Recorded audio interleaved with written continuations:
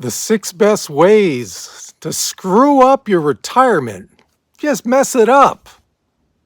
So what are they? Don't you guys want a great retirement, whether you're planning or whether you're already in retirement? Here are 6 ways you can really screw it up. I got this all from the University of Alberta. Number 1, don't cover your butt. What do I mean by that? Well, here's what I mean. First of all, you need to have a will. Everyone needs to have a will even before retirement, right? You never know what can happen, guys. You never know. You hear about those stories all the time. Oh, he was in great health, 56 years old. All of a sudden, one day he didn't come into work. Heart attack. You just never know what's going to happen, man. You could be hit by a bus tomorrow. Ooh, pleasant thought. Thanks, Duane. Appreciate that. It's life, right? So have a will. You got to have a will. Number 2, in that, cover your butt. Number 1, you need a power of attorney. I remember with my mother when she passed away 4 years ago. She had a power of attorney. I was the attorney. If she didn't have that, who would do her finances? Who would have the power to do her finances? For instance, to get a reverse mortgage.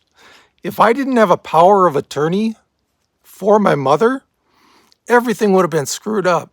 Everything. Get a power of attorney. You need it. ASAP. You need also a personal directive. What is that? That means when you are incapacitated. Let's say you fall into a coma. Or in my mom's case, dementia. You need someone there for you, family member. If you don't have family anymore, get someone else to make your decisions when you are no longer able to make decisions. In her case, she didn't want to be put on life-saving drugs or anything that could prolong her life if she'd slipped away into a stage like a coma, dementia. So what do? Those were her wishes. We didn't prolong her life any more than needed, per her wishes. Wouldn't that be the worst? You get to the very end where you can't even handle what's going on anymore, mentally, physically, and you're not going out of life the way you wanted to. I can't think of anything more pitiful than that. And the last one on this first point, get life insurance. Now, for those of you who are single, myself included, you might want to think about that. I don't know if I do it. My choice is no, I did not do it. But guys, girls, especially if you have a family, especially if you are the primary breadwinner, you need to get that life insurance. You need to get it, right? Maybe not so much in retirement, but on the stages of planning for retirement, that's a good thing to get. Number 2, leaving it all to the pros. Who are the pros? In this case, retirement planners, financial planners, financial advisors for retirement. If you want to hire someone, fee only, fiduciary, by all means do it. Can you see my buddy up here? He's keeping watching me, making sure that I don't screw up, making sure I don't do too many misspeaks. You got it? Thanks, man. Thanks for having my back. Now, what you need to do is you need to have as much of your mind around what your retirement is. You don't need to leave it all up to professionals. If you want their help, great. Pay for a fee-only guy 1, 2, 3 times. Do not get someone who's going to take a percentage of your annual income. That adds up fast. So even if you're doing that, give yourself some knowledge. Study up on it throughout the years of, okay, what exactly am I invested in? That's the first thing to find out, right? You don't want to just leave it all to someone without knowing, at least having a good idea what they are doing with your finances. That's the first thing I would do. Number 3, try and do it all on moderate income. What do I mean by this? Well, here's what I mean. For instance, a lot of people tell you to either pay down your mortgage or to completely pay it off in retirement. Good idea. A lot of people tell you to buy life insurance. Also to create an emergency fund, to have no credit card debt. That's great. All of those are great. But for those of us on moderate income, which this channel is all about, and for those of you who see me for the first time, my name is Duane. This is a channel for people on moderate income. If you think you might like something like that, think about subscribing and like the video as well. For people on moderate income, it might be tough to do all of those, right? It'd be great if you can. For people with more disposable income, easier, right? Easier to do that. For those in the fat fire or even the chubby fire movement, easy to do that. But if you're on moderate income, why don't you concentrate on like 2 or 3 of the most important of those? Pay down a mortgage, buy life insurance, emergency fund, no credit card debt. Concentrate on the ones that are most important for you.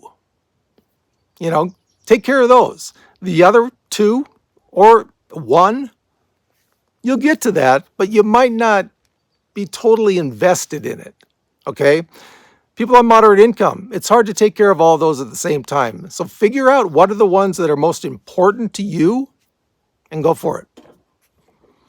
Number 4, some people play it too safe. When I'm talking about playing it safe, I'm talking about your investments. There's the age appropriate rule.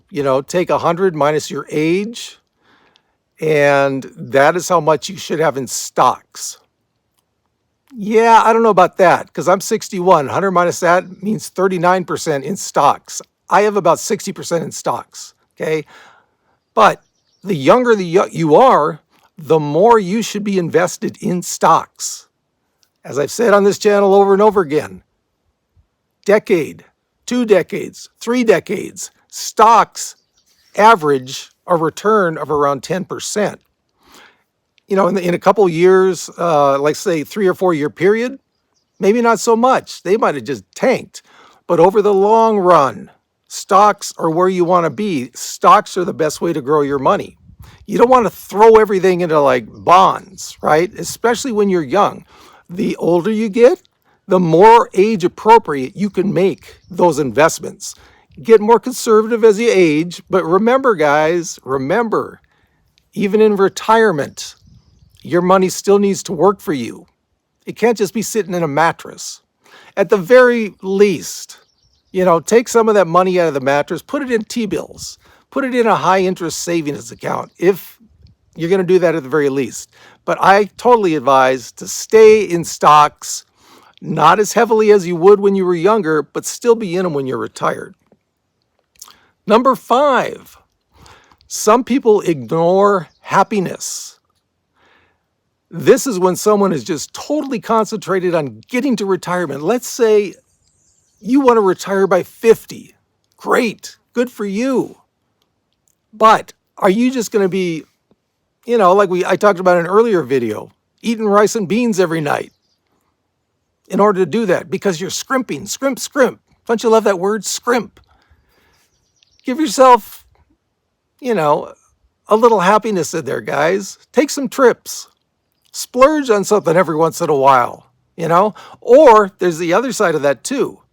Some people concentrate so much on investments that by the time they get to retirement, they don't know what they're going to do in retirement. You hear that a lot. I'm so bored. I'm depressed. I don't know what to do in retirement. Figure stuff out beforehand. Figure out what you like to do. If you have a hobby, expand it before you get in retirement. See if that's something you really like. Experiment. So when you get to retirement, you will have something to do. Can't help but be happy then, right? Or at least increase your chances of being happy. So don't ignore happiness, guys. Don't ignore it. And number 6, this is an obvious one. This is one that I've based my whole channel on pretty much. Some people start too late in saving for retirement. Now, I didn't start till I was 40. Luckily enough, I was able to retire at 59 with just over $500,000. Think about how well off I would have been if I started at 30. Yeah, the earlier you start, the easier it is to, number one, if you want to retire early, number two, if you want to have a substantial nest egg. Don't start too late, guys. This is for you, for my viewers, and there are a lot of them out there who are in their 30s and 40s, even 50s. Start. If you haven't done yet, start now. Okay? There you go, guys, from the beautiful high desert. We got this.